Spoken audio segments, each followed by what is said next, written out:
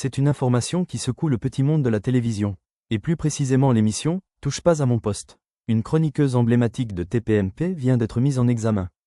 Et le motif est lourd, escroquerie en bande organisée.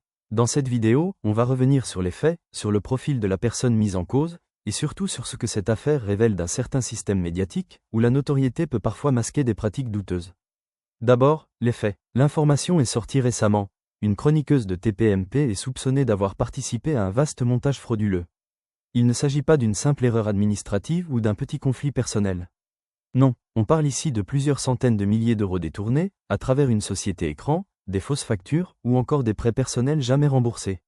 Selon les premiers éléments de l'enquête, elle aurait profité de sa notoriété pour gagner la confiance de victimes, des particuliers ou des petites entreprises, avant de leur proposer des placements ou des investissements bidons. Le tout sous couvert de projets professionnels, de productions à venir ou de promesses d'apparition à la télévision. Mais ces promesses n'ont jamais abouti. Et aujourd'hui, plusieurs plaignants ont porté plainte pour abus de confiance et escroquerie. Qui est concerné? Pour le moment, l'identité de la chroniqueuse n'a pas été confirmée officiellement par la justice, mais les fuites dans la presse ont rapidement orienté les regards vers une figure bien connue du public de TPMP. Une chroniqueuse régulière, souvent présente autour de la table, et qui n'en est pas à sa première polémique. Elle a déjà été critiquée pour des propos controversés, des prises de position radicales ou des clashs à l'antenne. Mais cette fois, il ne s'agit pas d'un simple buzz ou d'une mauvaise phrase. Il s'agit d'une affaire pénale, avec une mise en examen officielle, et une procédure judiciaire en cours. Réaction du milieu télé? Côté TPMP, silence pour l'instant. Ni Cyril Hanouna, ni la production de l'émission n'ont encore réagi publiquement.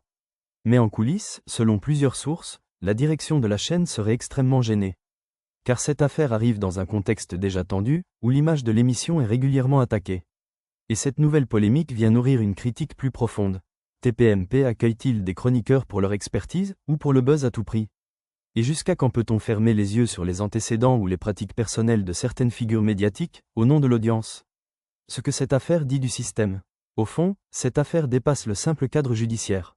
Elle met en lumière les dérives possibles quand on confond notoriété et crédibilité.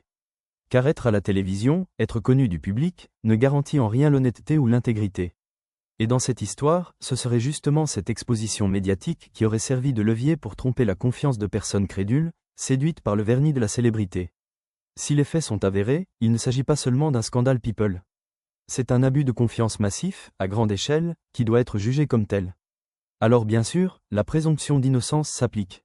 La mise en examen ne signifie pas condamnation, mais elle montre que les juges prennent l'affaire très au sérieux. Et dans les semaines à venir, d'autres éléments pourraient sortir. De nouveaux témoignages, de nouvelles plaintes, peut-être. Et des répercussions bien au-delà du plateau de TPMP. Et vous, que pensez-vous de cette affaire? Faut-il être plus exigeant sur le profil des chroniqueurs dans des émissions très regardées? Est-ce que la télé protège parfois un peu trop ses visages familiers, au détriment de la vérité? Partagez vos avis en commentaire. Et si vous voulez suivre cette affaire et d'autres sujets médias, justice ou société, abonnez-vous à la chaîne.